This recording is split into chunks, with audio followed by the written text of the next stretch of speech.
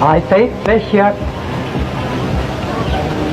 in sending the following greeting to the United States and to the world at The large. whole issue of the world will depend upon your ability to save this continent from invasion. Public are free. Buhat noon hanggang ngayon na naitayo natin ang bagong Republika ng Pilipinas. Kamatayan, sapagkat ang kamatayan may matamis, katulad ng tinuro ng ating mga bayani. Jackson swears in Vice President Sergio Osmeña as President of the Philippine Commonwealth in Washington. We need immediate relief and financial assistance to tide us over.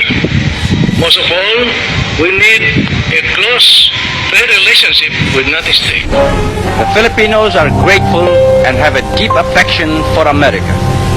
Although the color of our skin is brown, the temper of our minds and our beliefs is almost identical with yours. The treaty negotiation has been made to the effect that thousands of children are still out of school for lack of accommodation. Maybe these children are not yet of school age. In all our history as a young nation, this is the first time in which no child of school age can complain of having no place in a public school. I shall use all the force at my command to demand that the sovereign authority of the government shall be respected and obeyed. There can be no compromise with its loyalty.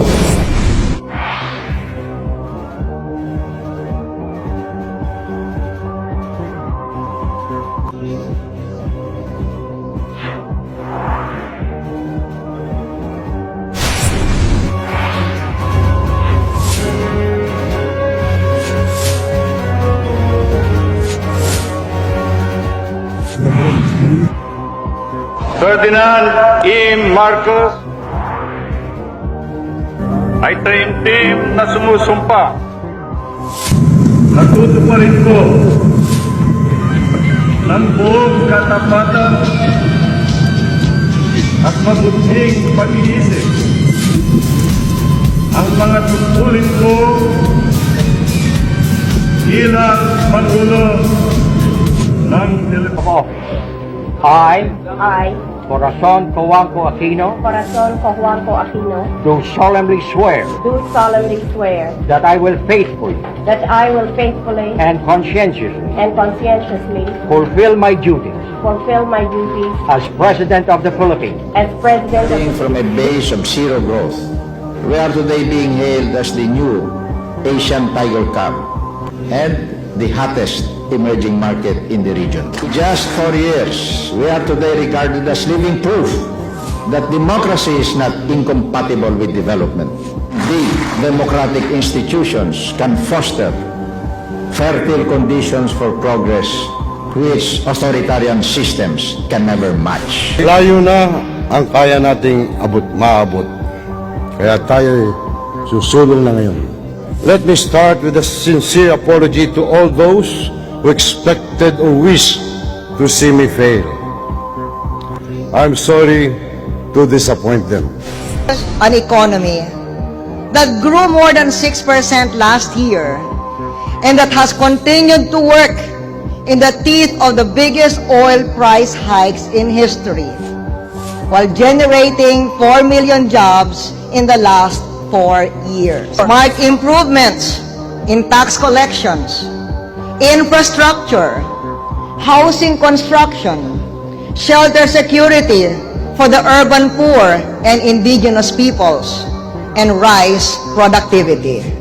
69 million beneficiaries of healthcare insurance, including 30 million indigents whose re-enrollment started early this year and is still ongoing.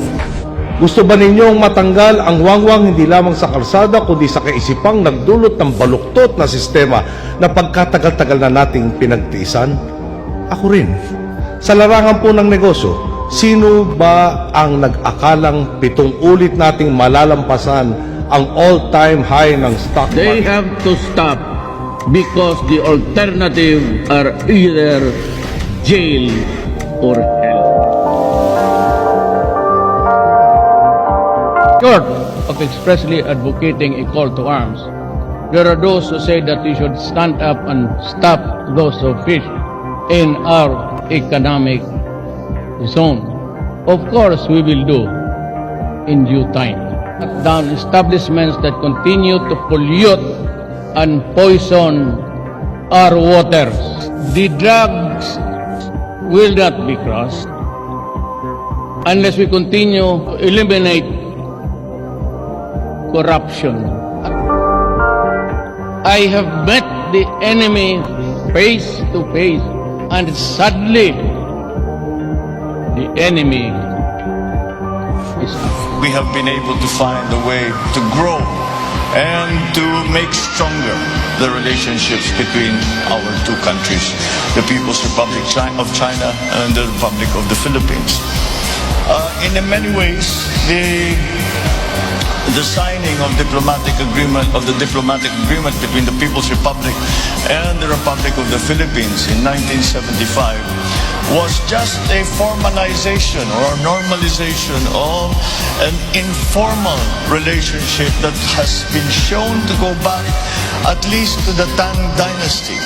And that is how long the relationship between the Philippines and China has been going on, and this is at very many levels. And with the addition now of the decision in 1975 of the signing and normalization of diplomatic relations between our two countries, we formalized that informal relationship and added another facet to our dealings, in that we added government to government, and that has been something that I believe has been very advantageous to both our countries. And so how do I see the future between China and the Philippines?